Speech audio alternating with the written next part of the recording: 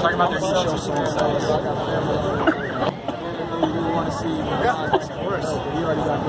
Of course. How you doing, Trent? Dexter Rogers, Office and Post. Dexter Rogers.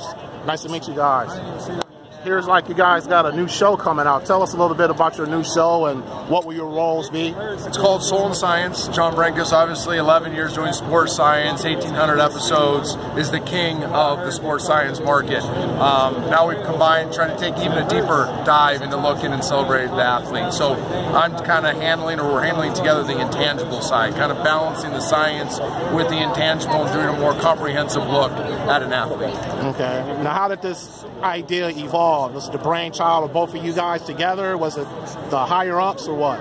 Trent and I met each other a long time ago when we were both working at ESPN, and literally from the time that we met, we said, we're looking at something through two different lenses, but there's really some intersection there. So we came together through friendship many years ago, and now is the right time to bring it together because the world really looks at analytics very seriously, and they look at intangibles very seriously, but there's no one who's combining the two to get a more holistic picture of an athlete. Now, are you guys going to be covering all athletes? Right now, we just signed a deal with NFL Network, so we'll be doing segments for them. But yes, we're very interested in branching out and doing all sports. We have a deal with Intel. We're testing athletes there as well. So yes, we look to do this in all sports and really go big with it. Sounds great. So when do you expect that to happen?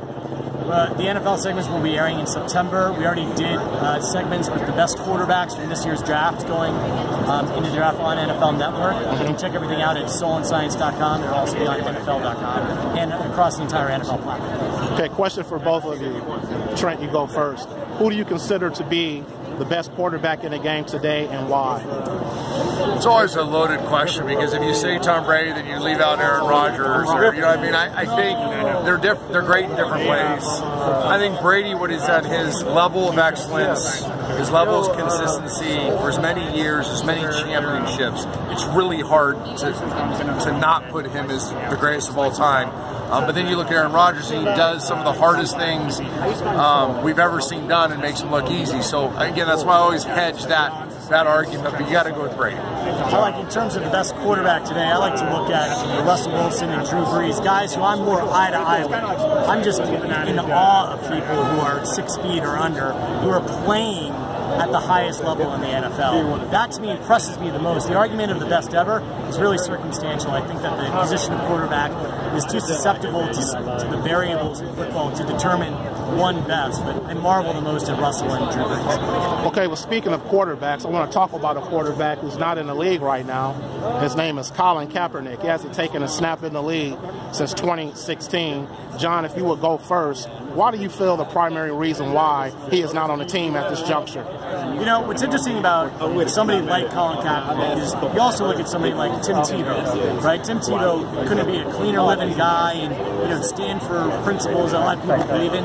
But there becomes an issue of just being a distraction, right? Where you back up quarterback, you don't want necessarily everybody asking the question. I think that in the case of Tim Tebow and someone like Colin Kaepernick, fame has a cost, and coaches and general managers may not want to deal with the amount of tension regardless, if it's for good reasons, bad reasons, or mixed reasons. They just want to play football, and it becomes difficult when you become so famous for coaches and GMs to just let go of the fame.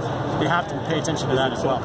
I think there's a system fit element to it as well. One of Colin's greatest attributes is his ability to run, his ability to run the zone read. Teams aren't doing that as much.